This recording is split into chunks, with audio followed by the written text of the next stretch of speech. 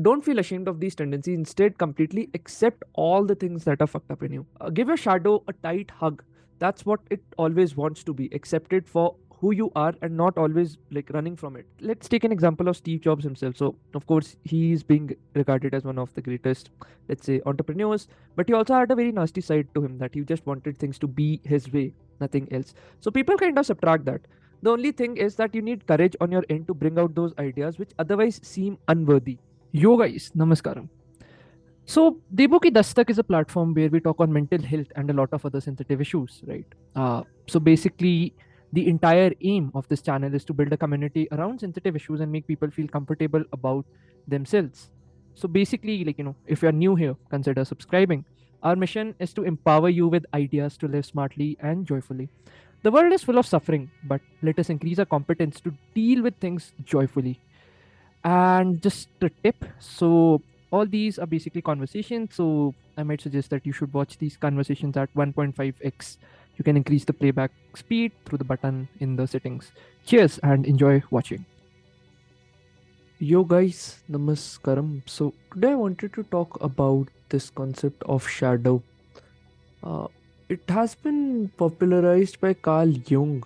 He's a very famous psychologist, but I just wanted to kind of give some perspective, some thoughts as to how we can kind of integrate that into our own personality and maybe become more original in the process. Okay.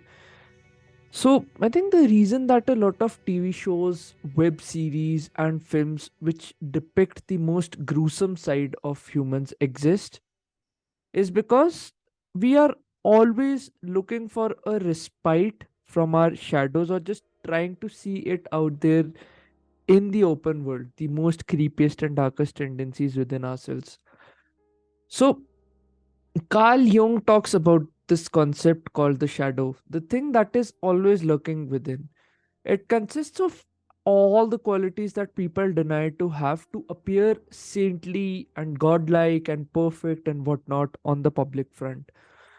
It's mostly the repressed qualities and traits. Usually, you see people at face value and expect them to be their pleasant selves. Understanding their shadow can help you to get a lot of knowledge and understand their true hidden motives and what exactly a person wants from you. This would help you to not get fooled by a lot of idiotic people, or let's say very cunning and selfish and manipulative people. So I think the reason that it gets formed is that when we are young, we are like full of energy and ideas. Then someone comes, mostly an authoritative figure, who tries to curb that enthusiasm and energy because life is not so good for them. And I think we were completely naive and we had to relent to them to survive during those times. It could be our parents, our teachers, or anyone for that matter. So I think at the cost of becoming more and more socially acceptable, we lose a very natural side of ourselves, that side which is charismatic within us. So I think seeing the tendency within you which wants to be the contradictory self can be really helpful. Sometimes you feel like bursting in emotions, like acknowledge that. Fuck keeping up a perfect image all the time. Don't express the opposite of what is true to your heart for a short term momentary gain. Speak the truth or at least don't lie. This would slowly make you a more integrated person. Another tip would be to observe people when they are drunk.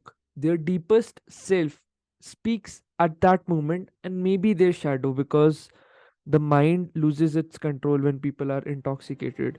So, like, don't over idealize for a cause since that would make you more crooked and you would justify whatever behavior you're doing for that specific cause. Always have an objective approach wherein you see things through data instead of keeping your subjective barometers in place. Pay attention to people who try to bully you in the name of the cause in a very subtle tone.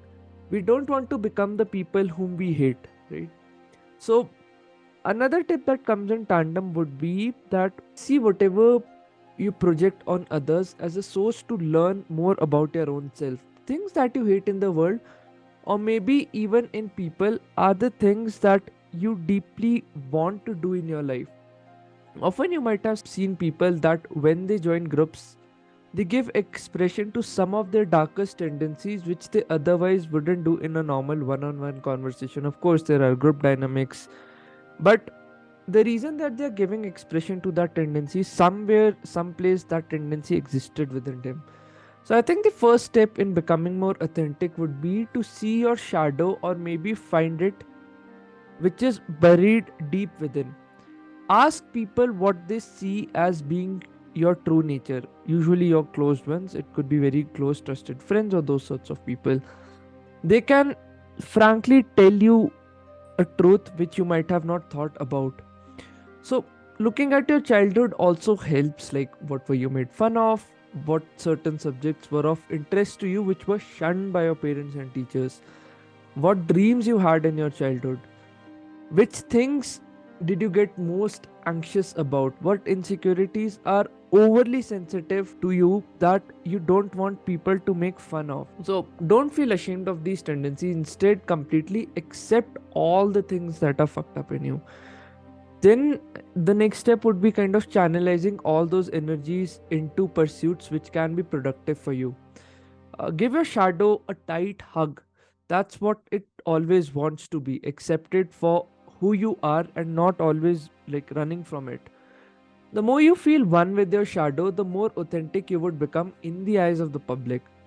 To quote a scene from Naruto, like one of my favorite animes, he gains excessive power once he hugs his shadow when he's just about to fight the world. So maybe that's the approach that we need to follow in life. Get into the habit of freely kind of associating your ideas across all domains. Look for patterns. All the great inventions and discoveries have happened this way. Steve Jobs credits the aimless wandering of his mind as the reason behind the eloquent design of Apple products. Albert Einstein credits his dreams to one of his theories of relativity.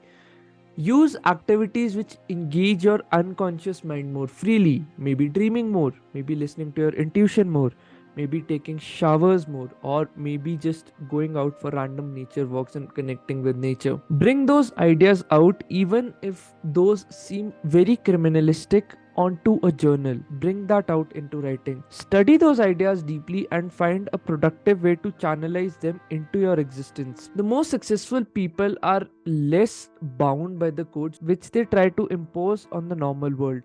The moment you get successful, people kind of subtract the negative side of who you are and admire the positive traits in you. Let's take an example of Steve Jobs himself. So, of course, he's being regarded as one of the greatest, let's say, entrepreneurs, but he also had a very nasty side to him, that he just wanted things to be his way, nothing else. So, people kind of subtract that. The only thing is that you need courage on your end to bring out those ideas which otherwise seem unworthy. And I think another thing would be that you respect your opinions more at times, particularly when you have invested a certain amount of time in them. Trusting your innate genius and picking up an activity wherein you assert yourself to the limit really helps. A lot of people become like overall healthy once they pick up any physical activity because they are consciously asserting themselves to do the things that they hate.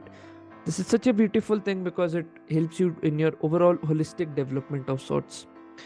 And I think don't worry about the opinions of others. Most of them would just die, always justifying their failures in life. Most people would just kind of live in that rut. You, my friend, should not be the one who just wants to be a cock lover to climb the corporate ladder. Find your own voice and be true to it. See what suits you. Sometimes you just have to hurt people and push through for your own dreams, maybe offend them in the process as well. These are often your close ones who do not want you to see any other way than what image they have in their mind about you. So I think always make it a point to bring out the hypocrisy of others and maybe at times mock their stupidity. Maybe this way it would help them get transformed or become a genuine person in process. Now I'm not saying go out there consciously offend them, but sometimes for living your own life, you have to take certain steps. Carl Jung says, and I quote, Unfortunately, there is no doubt about the fact that man is as a whole less good than he imagines himself or wants to be. Everyone carries a shadow, and the less it is embodied in the individual's conscious life, the blacker and denser it is. And quote. You might have seen a lot of people that they consciously create chaos in their life to want attention from people. Like, don't entangle yourself with them. Sweet talk and get out of the way. Your peace matters the most when you're just finding yourself. Another type of people which we should avoid is people who want to seem extraordinary, and they usually exaggerate a lot of shit about themselves and sometimes even resort to kind of outright lying to show how great they are, or like, how great the leaders of their causes are. The best way to go about them is to ignore them completely, since they would just be a waste of time instead of adding real values to your life. These are people who just want to win through words, and if you look at their actions, let's say the objective data from their life from the past 6 to 7 months, you would see that they have not done anything concrete in life. So remember the rule, like, I am mortal. Does this person deserve even a second of my time? So these are some tips which I wanted to share to kind of help you integrate your shadow in a more authentic way. Let me know what you feel about it. And this is Debashish from Debukidastak signing off. Cheers. Just a couple of updates. So my website is live now. So you can go to www.debukidastak.com. There you'll find a lot of resources. I have my blog running there. I have my reading list for the years. If you have any suggestions, comments, I'll be happy to take that feedback in and improve, because I just want to build a community which is hell smart and just always living in the world of ideas and making things happen.